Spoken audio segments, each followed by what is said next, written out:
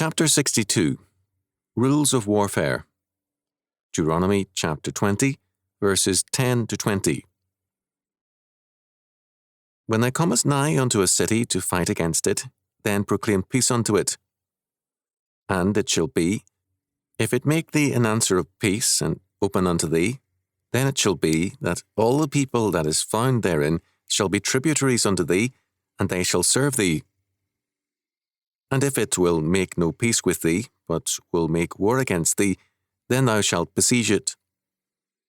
And when the Lord thy God hath delivered it into thine hands, thou shalt smite every male thereof with the edge of the sword. But the women, and the little ones, and the cattle, and all that is in the city, even all the spoil thereof, shalt thou take unto thyself, and thou shalt eat the spoil of thine enemies, which the Lord thy God hath given thee. Thus shalt thou do unto all the cities which are very far off from thee, which are not of the cities of these nations, but of the cities of these people, which the Lord thy God doth give thee for an inheritance. Thou shalt save alive nothing that breatheth. But thou shalt utterly destroy them, namely, the Hittites and the Amorites, the Canaanites and the Perizzites, the Hivites and the Jebusites, as the Lord thy God hath commanded thee, that they teach you not to do after all their abominations which they have done unto their gods, so should ye sin against the Lord your God. When thou shalt besiege the city a long time in making war against it to take it, thou shalt not destroy the trees thereof by forcing an axe against them. For thou mayest eat of them, and thou shalt not cut them down. For the tree of the field is man's life, to employ them in the siege. Only the trees which thou knowest that they be not trees for meat, thou shalt destroy and cut them down. And thou shalt build bulwarks against the city that maketh war with thee, until it be subdued.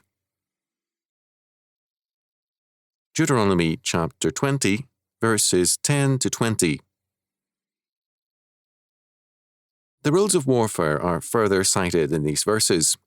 In verses 10 to 15, distant cities outside of Canaan are the subjects, and verses 16 to 20, the Canaanite cities.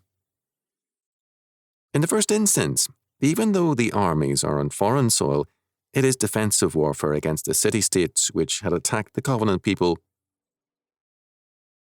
In the second instance, it is a war of seizure and occupation against the Canaanite peoples. This warfare was legitimate because God the Lord was dispossessing them as tenants of his earth. Outside of Canaan, only Amalek was to be treated similarly. Deuteronomy chapter 25, verses 17 to 19.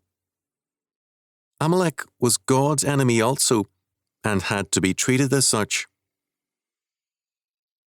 Apart from these peoples, the practice of total war is strictly forbidden.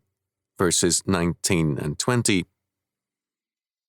God's purpose for the earth is that it become his kingdom in faith and obedience, and he requires that his law protecting all fruit trees be faithfully observed.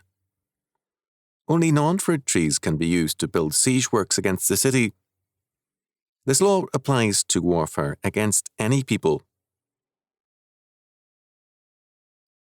This law is especially important because an ancient and modern practice of war is to destroy fruit trees.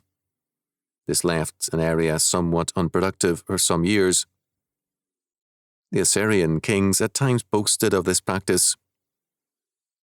Roman generals such as Pompey and Titus applied this strategy rigorously.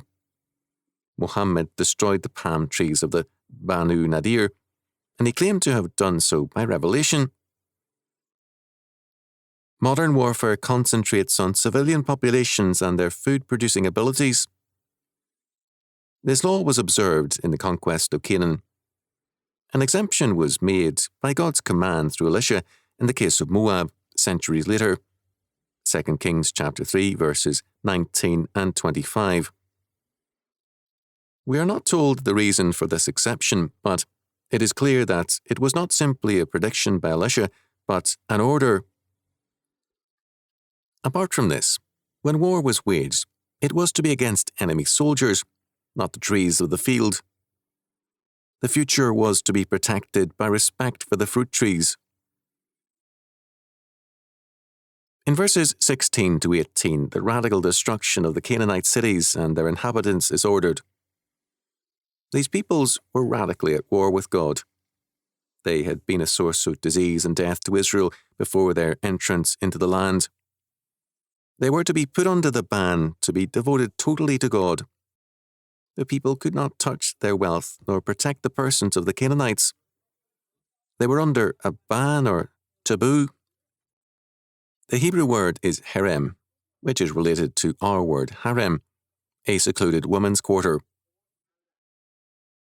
There are two kinds of bans. First, some persons and things are banned as an abomination to God. Second, others are consecrated to him and are therefore banned from man's possession or control. The following are declared in God's law to be banned. First, the false worship of God is banned because it is offensive and an insult to God. There is a religious contamination to such false worship. Those under a ban contaminate all things. Joshua chapter 7, verses 24 and 25. Second, the 7 Canaanite nations were banned: the Hittites, Girgashites, Amorites, Canaanites, Perizzites, Hivites, and Jebusites. Deuteronomy chapter 7, verses 1 and 2, chapter 20, verse 17. Third, whatever a man devotes or promises to God is irrevocably God's property, and no man can legitimately promise something to God and then go back on his word. In the Christian era, a form of the ban has been proscription and excommunication, not always wisely used. The biblical ban has reference to God and his law, not to an institution. Proscription in Western history has been an act either exiling or reducing a man to an outlaw status. Beginning with the temple in late post-exilic times, proscription could mean the expropriation by the temple treasury of one's assets. But men have no right to assume the power of God in any sphere, nor to add to or diminish God's law to any degree. When men are indifferent to God's ban, and they see no importance in obedience to God and his law, they replace God with a human agency, most commonly now the state. The modern state increasingly places a ban on many of its citizens for very arbitrary reasons. Their properties, money, and assets are confiscated at will. This is less and less by due process of law and more by the state's fiat will. God's ban is spelled out in his law. Man's ban is an act of arbitrary will and hate. In verses 10 to 15, the rules of war laid down by God require that, whatever the aggressive acts of the enemy, on reaching their city-state to besiege it, it was mandatory to offer terms of peace to it. These rules stipulate that, first, these people became thereafter a subordinate state. This meant that they would become part of the Hebrew realm. Second, they shall serve thee, verse 11. That is, there would be labour levies on their men. Such labour levies could be hard, as with Israel and Egypt, or they could be comparable to the French monarchy's local levies, not the levies to build Versailles. The people would repair their local roads and bridges as a community venture, usually agreed upon in the local church. Of course, a king like Louis XIV, like Pharaoh, worked to death countless thousands to build Versailles. Thus, the labour levy of a city-state which surrendered could be light or severe. In Solomon's latter years, they were severe towards his own people.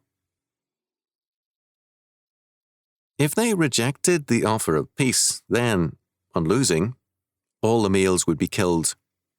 Their women and children, their cattle, and all their wealth went to the people of Israel. Similar rules of warfare coming from Deuteronomy governed Europe at least through the 17th century. Their use was generous or brutal, depending on the generals and their armies. The city-state that surrendered became a vassal realm. To further its compliance, it could be, and often was, treated well.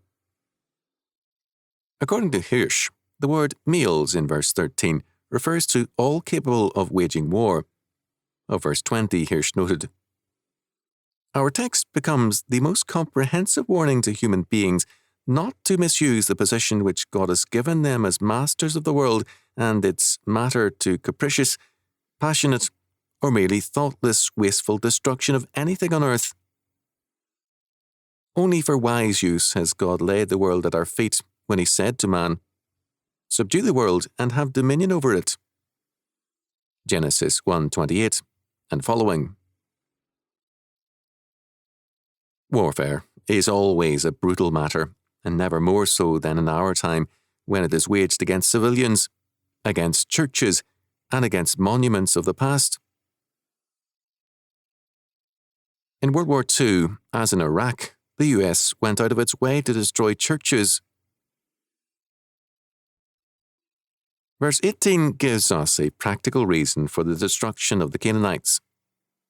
That they teach you not to do after all their abominations which they have done unto their gods, so should ye sin against the Lord your God.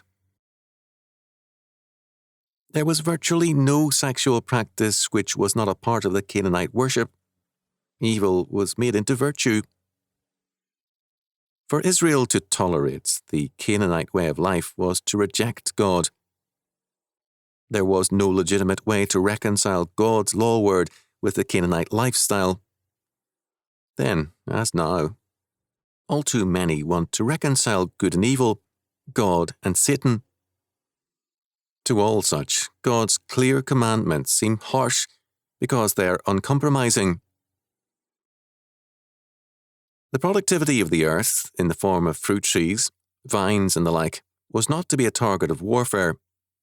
The dominion mandate, Genesis chapter 1, verses 26 to 28, call for such an exercise of man's efforts to turn this earth into God's kingdom. In waging war against other men for men to destroy the fruits of dominion by anyone was to wage war against God's law, and therefore against God.